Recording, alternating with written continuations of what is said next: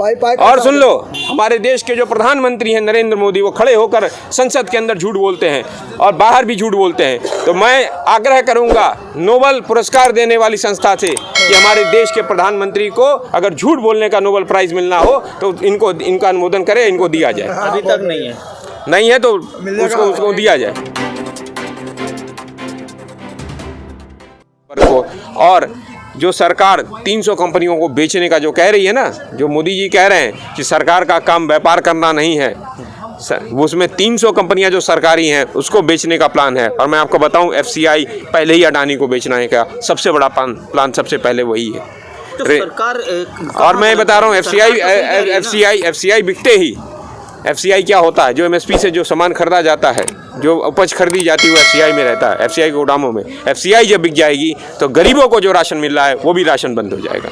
नहीं तो सरकार कहाँ गलत कह रही है कि सरकार का काम व्यापार करना नहीं है? सरकार का काम व्यापार करने का थोड़ा सरकार को तो जो 300 कंपनियां खुली थी सरकारी, ये क्या करती हैं, जन लोक कल्याणकारी हमारे देश का कानून हमें बताता है कि हम जन कल्याणकारी हम स्टेट हैं, यानी देश है।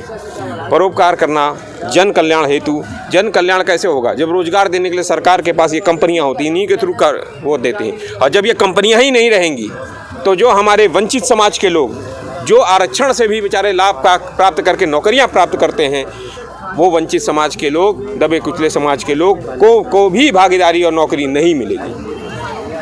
किसान अपनी फसलों को खराब कर रहा है, क्या लगता है कि इसका कोई समाधान हो? मैं सरकार से नहीं, मैं किसानों से कहना चाहता हूं कि हे भाइयों, आप अपनी फसल बर्बाद ना करिए। उस फसल की उपज का दाम उस फसल को या तो बेचकर या तो वो फसल किसी गरीब व्यक्ति को दीजिए, जिसकी बिटिया की शादी में उसको मदद कर दीजिए, और या तो किसी गरीब बच्चे को दे दीजिए। सर, राम मंदिर के चंदा के लिए पूरे दिल्ली वासियों से मनोज तिवारी ने कहा है कि आप लोग चंदा दें। कल उन्होंने 25 लाख एक दिन में इकट्ठा किया है। देखिए, ये चंदाजीवी लोग हैं, ये किसानों को क्या क्या आंदोलनजीवी परजीवी कह रही है, चंदाजीवी है। ये पहले का जो चंदा है, राम हमारे आराध्य हैं। मैं एक क्षत्रिय हूँ, मैं सरयू किनारे मैं भी पैदा हुआ, राम भी पैदा हुए, मेरे और राम जी में एक है। राम जी भी अन्याय के खिलाफ लड़े थे, मैं भी अन्याय के खिलाफ लड़ा हूँ। और राम जी को हमारे हृदय में बसते हैं, लेकिन राम जी कहीं नहीं कहते हैं कि चंदा, वो तो प्रभु हैं, वो तो राजा हैं, वो हमारे देश के भगवान हैं। उनको कैसे, उनके नाम पर ये जो चंदा पहले लिया गया, उसका ब्यौरा कौन देगा? जो 1200 करोड़ से ऊपर का चंदा था वो कहाँ गया? और ये नया जो चंदा लिया जा रहा है, ये चंदा लेने के बाद ये किसानों को मारने का काम RSS और BJP के लोग कर रहे हैं। तो मैं कहूँगा जनता से, इन लोगों को चंदा देना और इनका न दे, इन लोगों का बहिष्कार करे। सर, भव्य राम मंदिर बन रहा है अंतर्राष्ट्रीय स्तर। वो तो LNT को तो पहले ही इन्होंने दे दिया है। LNT को इन्होंने उसका कॉन्ट्रैक्ट LNT को दे ही दिया है, तो बनेगा, उसमें क्या दिक्कत है? उसका शिलान्यास हो ही गया है। फिर पैसा लगेगा ना उसमें। अरे तो जो पैसा लगा, ट्रस्ट है ना, जो ट्रस्ट बने, जो बड़े बड़े अंबानी अडानी से ले लेना, जिसको रेलवे दे रहे हैं, जिसको एयर इंडिया दे रहे हैं, जिसको BPCL बेच रहे हैं, उससे ले लें चंदा। आम लोगों का भी तो देना जरूरी। तो आम लोगों ने जो 30 साल पहले चंदा दिया, उसका कहाँ गया? क्योंकि आपको बता दें, BJP के जब मैनिफेस्टो में था राम मंदिर के नाम पे उन्होंने वोट मांगा है, उससे सरकार बन गई है। राम मंदिर के नाम पे, तो राम मंदिर तो सुप्रीम कोर्ट ने बनवा दिया, अब क्या दिक्कत है? भाजपा कर रही है, हम बनवाए। अरे भाजपा कैसे बनवाएगी? राम मंदिर तो सुप्रीम कोर्ट के उसमें हुआ है, सुप्रीम कोर्ट से हुआ है। इन लोगों ने थोड़ी किया है कुछ। सर, इनके मैनिफेस्टो में था नहीं। अरे इनके मैनिफेस्टो में बहुत कुछ, इनके मैनिफेस्टो में तो था स्वदेशी। कहाँ है स्वदेशी? पतंजलि है ना स्वदेशी। पतंजलि लाला रामदेव की क्या बात कर रहे हो? वो कच्चा बनियान बेचने वाले लाला रामदेव से क्या बात कर रहे हो? दवाई बेचते कोरोनिल बना दिया सर स्वदेशी। WHO ने तो मना कर दिया, उनका ही WHO है, वो तो मना कर रहा है।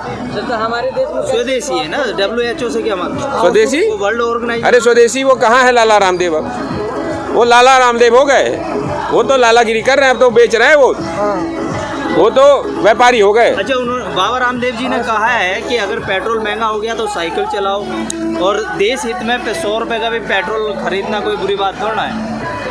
ऐसा है कि उन्हें कोई जानकारी है नहीं।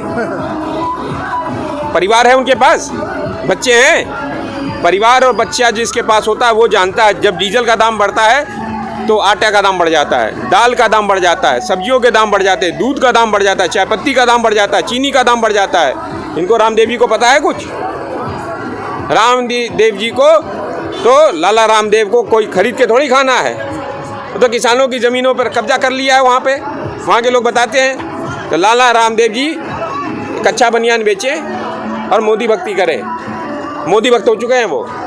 उन्होंने अपना जो उनका जो अस्तित्व था वो समाप्त हो गया है। अच्छा, पेट्रोल डीजल के रेट बढ़ जाते हैं, लेकिन आने वाले समय में किसान अपनी फसल को किस रूप में देख रहा है अगर कॉरपोरेट में जाती है तो? कॉर्पोरेट फार्मिंग नहीं होने देंगे हम, इसके खिलाफ हम लोग लड़ रहे हैं। हम कॉर्पोरेट के हाथों में एक अधिकार में हम अंबानी अडानी के हाथों में ये देश को नहीं जाने देंगे, ना खेती को जाने देंगे। इसकी लड़ाई हम लड़ रहे हैं यहाँ पे।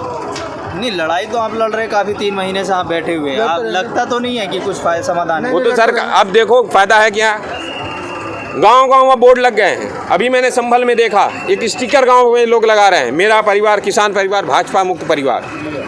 अभी बीजेपी का झंडा समझ रहे हो आप? 10 लोगों को और लगाने से क्या 10 लोगों के नहीं, गांव-गांव बोर्ड लगने लगे हैं, गांव-गांव लगने बोर्ड। और अभी ये मुजफ्फरनगर गए थे, इनको जनता ने भगा दिया, उल्टे पैर वापस आ गए। ये बिजनौर में भगा दिए गए। ये जहाँ जा रहे हैं अब इनको वापस भेजा जा रहा है। इनके मंत्री क्यों नहीं, इनके खट्टर साहब जो गए थे, इनका हेलीकॉप्टर ने उतरने दिया, उन्हीं के किसानों ने, उन्हीं के गांव के किसानों ने। सवाल सर यही है, आप लोग पहले कह रहे थे कानून समझाए सरकार, जब सरकार आदमी को बेच रही थी आप लोग विरोध कर रहे हैं। क्या कानून? अरे कानून तो जब हमारे 42 लोग जा रहे हैं, जिसमें हमारे चौधरी हरपाल सिंह जी हमारे राष्ट्रीय अध्यक्ष भी उसमें वार्ताकार हैं, जब क्लॉज बाई क्लॉज बात होती है तो ये मंत्री भाग जाते हैं वहाँ से। ये उल्टी शिक्षा देते हैं। ये 2-3 घंटे भाग जाते हैं, बाद में आते हैं, पता नहीं किससे फ़ोन से इंस्ट्रक्शन लेके। मैं बता तो रहा हूँ कि काला क्या क्या है। एसेंशियल कमोडिटीज़ एक्ट पूरा काला है।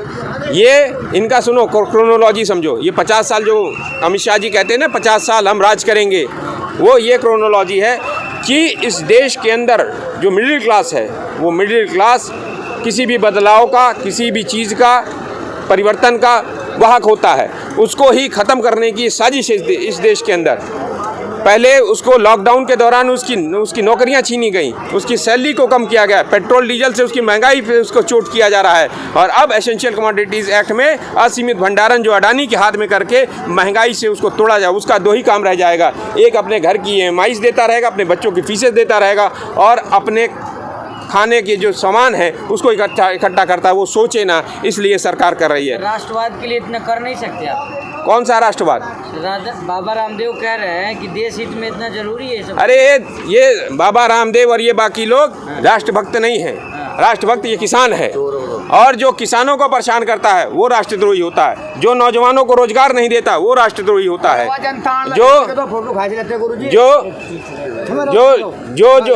जो रोजगार नहीं देगा वो राष्ट्रद्रोही है। जो रेल बेचेगा वो राष्ट्रद्रोही है। जो बैंक बेचेगा वो राष्ट्रद्रोही है। जो भारत के हर चीज को बेचेगा वो राष्ट्रद्रोही है। अभी आ रहे थे जो किसान, ये पता चला, अभी गए थे छुटा के लाए, अभी गए। तो ये राष्ट्रद्रोही। और ये देखो, ये सबको रोका जा रहा है। इन सब चीजों से कुछ नहीं होने वाला। ये रुकने वाले थोड़ी हैं। ये पेनल्टी ले रहे हैं किसानों से, कुछ नहीं होने वाला। रुकेंगे नहीं किसान। किसान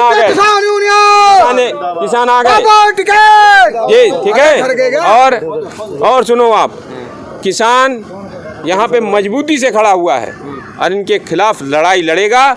इस सरकार को वापस आना पड़ेगा, वार्ता करनी पड़ेगी, 3 काले कानून वापस लेने पड़ेंगे और MSP पे गारंटी कानून देना होगा और स्वामीनाथन आयोग की रिपोर्ट को लागू करना होगा और चंदे का जवाब भी देना होगा इन्हें।